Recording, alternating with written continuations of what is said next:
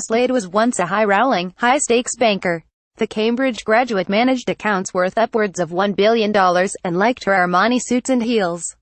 "I walked with a wobble," she says. But her life was suddenly, irrevocably changed when she was robbed at gunpoint in her hotel room in the Indonesian capital, Jakarta, in 1997. The culprit put the gun to her chest, his hand over her mouth, and pushed her to the carpet. "I knew with absolute certainty that I didn't want to die," she says. "Suddenly I had big thoughts about the life I was about to lose."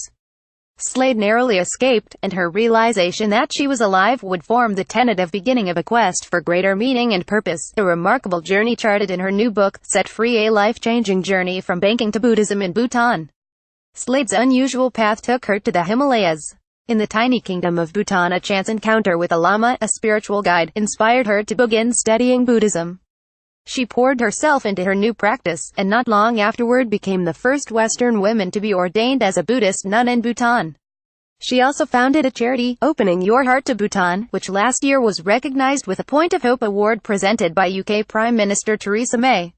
Reflecting on her former life, the almost breathlessly animated nun says, "I lost nothing, I've only gained so much."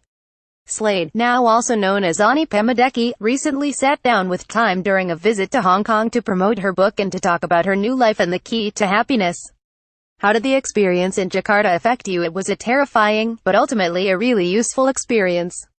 I had big thoughts about how I wanted to spend my life as I was about to lose it." You have to hope you have an experience in your life that makes you wake up.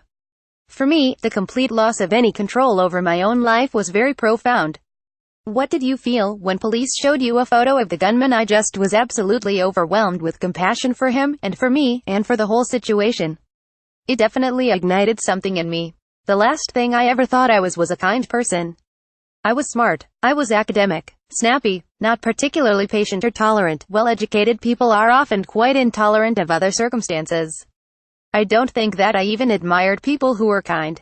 You don't hear people being super impressed by kind people. You hear people impressed by those who have gone to Harvard, or who have become a really, really fantastic fund manager.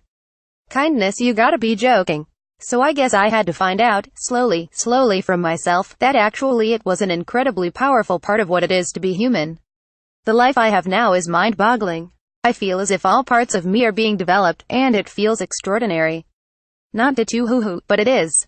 My life feels very meaningful. What do you recommend for people who want to live a more meaningful life? Most importantly, is to recognize that it's worth placing a little bit more priority on cultivating a peaceful mind.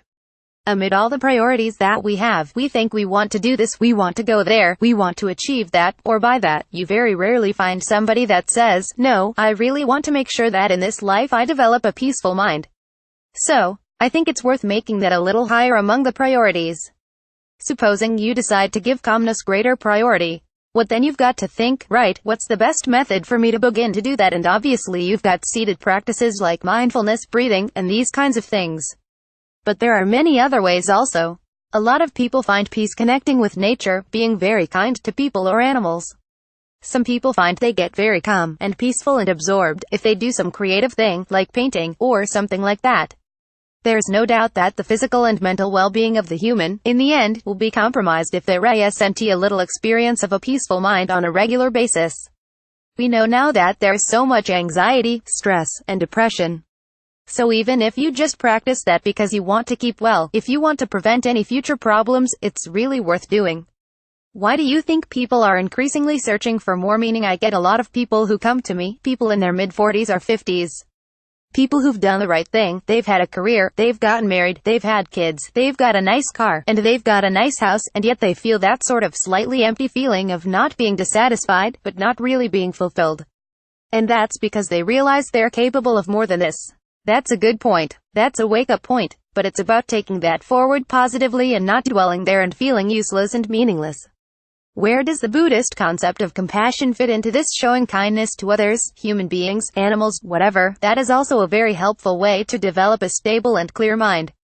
But when you choose to be kind to somebody else, and you don't need to be, when you don't need to smile at them, or offer to give them a lift, or say, "I am busy, but I have got 5 minutes for you," when you make that conscious choice, notice it.